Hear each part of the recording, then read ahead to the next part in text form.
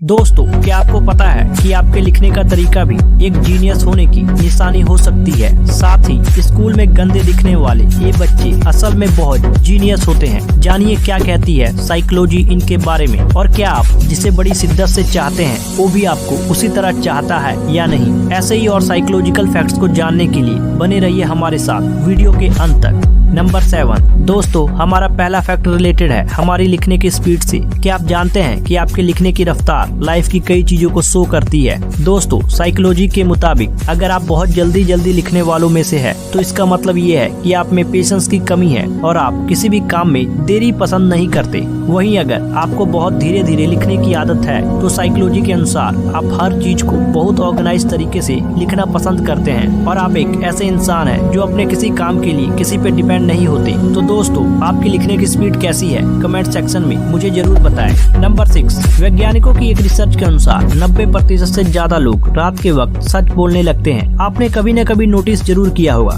कि रात के वक्त आप हर बात सच्ची बोलने लगते हैं, पर क्या आपने कभी सोचा है आखिर ऐसा क्यों? चलिए मैं आपको बताता हूँ। दरअसल इस चीज का कोई बहुत बड़ा साइंटिफिक जवाब तो नहीं है, पर हम कह सकते हैं कि इंसान रात के वक्त इसलिए ज्यादा सच बोलता है क्योंकि उसकी बॉडी पूरी थकी हुई होती है और उस वक्त आपका दिमाग कोशिश करता है कि सारी परेशानियों को सर से निकाल कर रख दे ताकि वो पूरी तरह से रिलैक्स हो जाए। तो अगर देर रात में कोई भी इंसान आपको कुछ बता रहा है तो उस बात के सच होने के चांसेस थोड़े ज्यादा हैं। नंबर 5 दोस्तों, हम सभी कहीं न कहीं किसी न किसी से नफरत तो करते ही हैं, पर क्या आप जानते हैं जब एक इंसान किसी दूसरे इंसान से नफरत करता है तो उस इंसान की हर बात बुरी लगती है। वैज्ञानिकों की एक रिसर्च में पाया गया था कि जब एक इंसान किसी से नफरत करता है तो वो उससे नफरत करने की वजह ढूंढता रहता है, और ऐसा करने को साइकोलॉजिस्ट ने मिसैंथ्रोप का नाम दिया है। मिसैंथ्रोप एक ह्यूमन नेचर का पार्ट ही है जिसमें एक इंसान किसी दूसरे इंसान के लिए अपने दिल में नफरत पैदा करता है और वो कभी इंसान पे ट्रस्ट नहीं कर पाता। ऐसे केस में वो इंसान दूसरे इंसान के लिए अपने दिल में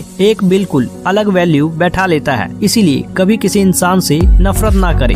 नंबर 4 दोस्तों, क्या आपको पता है एक एवरेज मर्द अपनी पूरी लाइफ में से 1 साल औरत को घूरने में निकाल देता है। जी हाँ, ये बात शॉकिंग तो है पर साथ ही मजेदार भी है। एक मर्द अपनी लाइफ का इतना सारा वक्त सिर्फ एक औरत को देखने में लगा देता है। एक सर्वे के अनुसार एक एवरेज मर्द डेली बेसिस पर 10 अलग अलग औरतों को घूरता है, और अगर हम थोड़ी मैथ की कैलकुलेशन करके देखें तो ये आता है 11 दिन में एक मर्द 259 घंटे औरतों को घूरता है, और जब हम इन घंटों को 50 साल की उम्र से देखते हैं तो ये निकलता है लगभग 1 साल।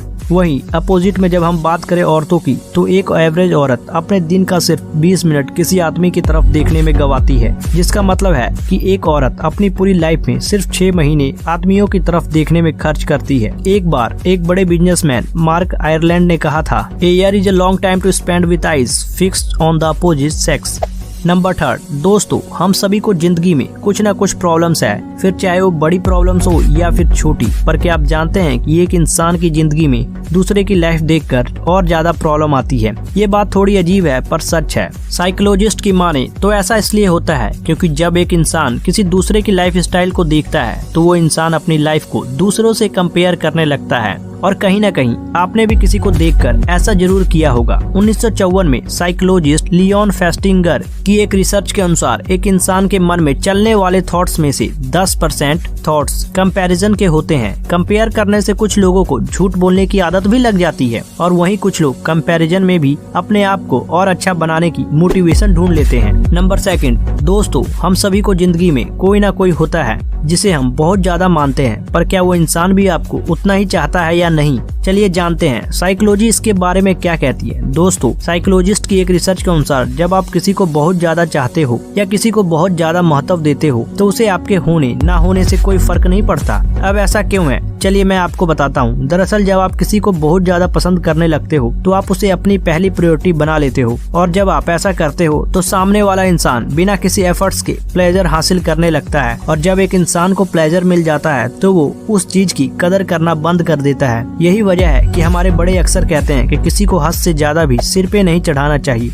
नंबर 1, दोस्तों आपने अपने स्कूल या कॉलेज में ऐसे बच्चे जरूर देखे होंगे जो पढ़ने में काफी तेज होते हैं पर वो स्मार्ट नहीं दिखते। मतलब कि ये अगर वो स्मार्ट हो फिर भी वो खुद को मेंटेन नहीं रखते और उनके सामान इधर उधर बिखरे पड़े रहते हैं। आम लोग समझते हैं कि उन्हें रहने का तौर तरीका नहीं आता, पर अगर रिसर्चर की माने तो ये जीनियस होने की एक निशानी हो सकती है, क्योंकि कुछ समय पहले ही यूनिवर्सिटी मिनेसोटा में कुछ रिसर्चर ने व्यवस्थित और अव्यवस्थित स्टूडेंट्स का टेस्ट लिया और उनके दिमाग को भांपने की कोशिश की थी। जब रिजल्ट्स आया तो ये पता चला कि अव्यवस्थित बच्चों की सोच और नए आइडियाज बाकी बच्चों से काफी अच्छे साबित हुए। और हो ना हो, कोई भी ऐसा नहीं चाहेगा कि वो अच्छा ना दिखे, पर जो लोग नई सोच और नए आइडियाज को आविष्कार करने में खोए रहते हैं उन्हें इन सब का टाइम कहाँ कि वो खूबसूरत दिखने में टाइम दे। इसीलिए अव्यवस्थित रहना भी एक जीनियस होने की निशानी मानी जाती है। तो दोस्तों आज की वीडियो में बस इतना ही। अगर वीडियो अच्छी लगी हो तो वीडियो पे एक लाइक जरूर करिएगा और ऐसे ही और वीडियो देखने के लिए हमारे चैनल को सब्सक्राइब करें।